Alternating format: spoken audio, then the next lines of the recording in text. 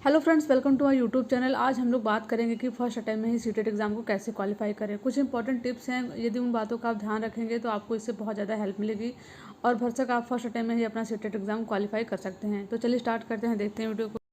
सबसे पहले तो आपको घबराने की ज़रूरत नहीं है, क्योंकि हमें लगता है कि हमने कुछ भी नहीं पढ़ा है, लेकिन जब हम किसी फॉर्म को अप्लाई करते हैं तो हम कुछ ना कुछ उसमें स्टडी करते रहते हैं और अपना नोट्स भी तैयार करते हैं। तो जो भी आपने नोट्स तैयार किया है या फिर यदि आपने बुक से पढ़ा है तो आप उसको मल्टीपल टाइम रिविज़न कीजिए, ताकि उससे चीज़ें और ज़्यादा क्लियर हो जाएँ। क्योंकि यदि कोई भी चीज़ें डाउट में रहती हैं तो फिर वहाँ पर 4 ऑप्शन दिए रहते हैं, तो हमें कन्फ्यूज़न हो जाता है कि ये वाला ऑप्शन करेक्ट होगा या फिर ये वाला ऑप्शन करेक्ट होगा।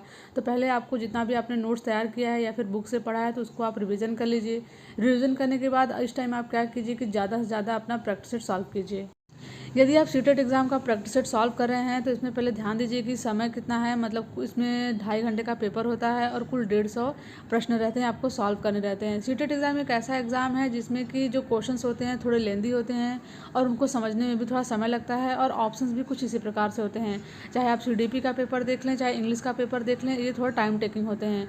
तो इनको आपको क्या करना है, टाइम मैनेजमेंट बना के चलना है कि आपको 2.5 घंटे में ही पूरे 150 क्वेश्चन को अटेम्प्ट करने हैं। आपको एक भी क्वेश्चन छोड़ना नहीं है, आपको ऐसा प्रयास करना है। इसके लिए आप क्या करेंगे, जो प्रीवियस ईयर के क्वेश्चन पेपर हैं, जैसे आप मान लीजिए 2018 का पेपर सॉल्व कर रहे हैं, तो 2018 का पेपर सॉल्व कर रहे हैं तो आप केवल एक सेक्शन मत सॉल्व कीजिए, आप 5 सेक्शन सॉल्व कीजिए। चाहे वो मैथ्स हो, चाहे वो CDP हो, चाहे हिंदी हो, इंग्लिश हो, आप 5 सेक्शन को एक बार सॉल्व कीजिए। उससे क्या होगा कि आपकी स्पीड बढ़ेगी। आपकी स्पीड यदि बढ़ेगी कि हमको 2.5 घंटे में इतना करना ही है, तो वही स्पीड आपकी एग्जाम में भी रहेगी। आप उतनी स्पीड से क्या करेंगे, एग्जाम में भी क्वेश्चन को सॉल्व कर लेंगे। कम से कम आपके क्वेश्चन छूटेंगे तो नहीं। तो कुल मिलाकर केवल हमको 2 बातों पर ध्यान देना है कि जितने भी हमने अब तक नोट्स तैयार किए हैं या फिर हमने बुक से पढ़ा है, सबको आपको एक जगह कलेक्ट करना है और इसको मल्टीपल टाइम आपको रिवीजन करना है। रिवीजन करने से क्या होगा कि जो भी डाउट्स होंगे आपके क्लियर हो जाएंगे और भी जो कॉन्सेप्ट्स हैं आपके वो एकदम क्लियर हो जाएंगे। क्योंकि एग्जाम हॉल में जाते हैं तो हमको बहुत ज़्यादा कन्फ्यूजन हो जाता है, क्योंकि वहाँ पे 4 ऑप्शन रहते हैं और वो बहुत ही क्लोज रहते हैं एक दूसरे के, कि हमको समझ में नहीं आता है कि हमारा ये वाला ऑप्शन करेक्ट होगा या फिर ये वाला। तो आप रिवीजन करेंगे तो आपके ये डाउट्स खत्म हो जाएंगे। फिर दूसरा क्या करना है, आपको प्रैक्टिस सेट सॉल्व करना है, और प्रैक्टिस सेट आपको बारी बारी मतलब एक एक सब्जेक्ट का नहीं करना है।